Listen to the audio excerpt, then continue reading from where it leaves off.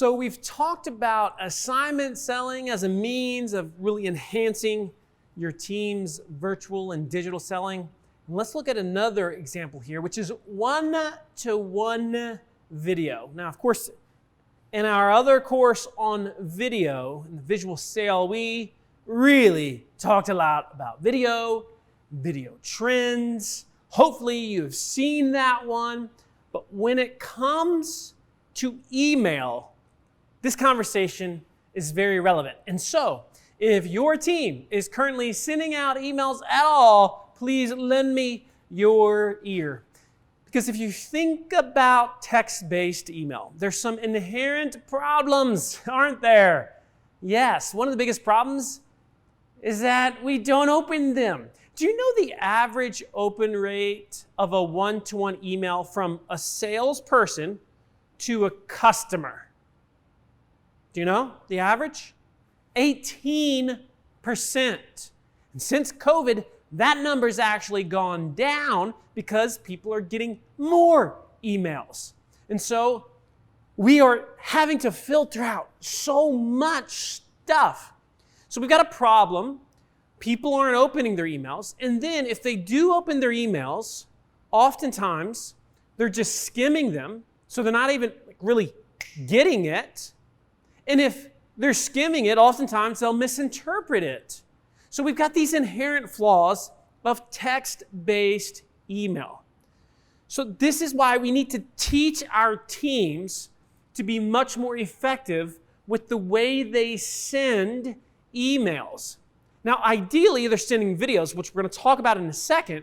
But if you want to increase the open rates of your emails with your team, and go from 18% to over 60%, well, here's what you need to do. There's 3 simple things that you can do, that you can teach your team how to change the subject lines of the emails that they're sending. And I know some of you have team members that are sending out dozens and dozens of emails a day.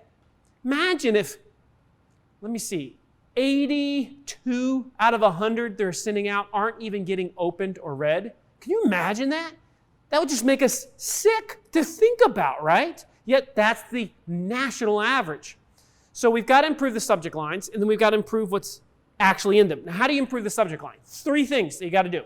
Simple, but you need to practice this a little bit with your team. First thing you want to do is you always want to include the individual's name in the subject line.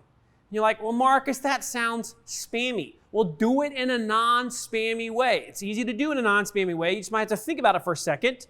You do it in an organic, natural way, but including the person's name increases the open rate by 10%. This is what the studies have shown. This is not my studies. Smarter people have done these studies, okay? So now we've gone from 18% to roughly 30% open rate. Now, if you include the word video in the subject line, you're going to get another 10% lift. So we went from 18% to now roughly 40% if we just include the word video. And then finally, the third element to a great subject line is if you include something very specific about an issue or problem or a need that person, that company, that individual has, you're going to see a lift of, at a minimum, done right, 20+%. So now we've gone from 18 to over 60%. So hypothetically, let's say somebody had contacted me with my swimming pool company. I might send them a subject line that says, Jeffrey, a video regarding your swimming pool size. Because let's say he had a question about swimming pool size. And he might say, that's not rocket science, Marcus. You're right. Which is crazy that we're not teaching this to sales teams. Just to teams in general, but especially to sales teams. Marketers think all day long about how to improve open rates, but who's the one sending all the emails out? It's sales, even customer service. And so we've got to make sure that our emails, our communications are getting opened. How do we do that? We follow the best practices. Now, that covers the open rate, gets us above 60%. What do we do next? Now you want to send that one-to-one video. So instead of just sending text, send a video using a tool like Vidyard, which is free, or Loom, or Soapbox, or many of the others that they have out these days, that if you have a phone or if you have a laptop, all you have to do essentially is hit record, and now you can record the video. You don't have to have any technical skills. You follow those best practices that we talked about in the video course on the don't stop rule and the 3-second smile rule. And by doing this, now all of a sudden, you're sending out, many of your communications are video-based communications. So for example, you should never send out a proposal that doesn't include a video that's explaining said proposal. If you're sending out proposals by themselves without a video that's showing exactly how to read the proposal, we're literally leaving opportunities on the table.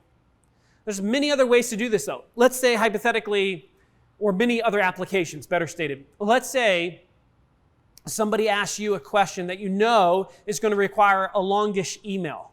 Well, the average person talks 3 times faster than they type. And if we're being honest, there's many in our industry that talk 5 times faster or more than they type.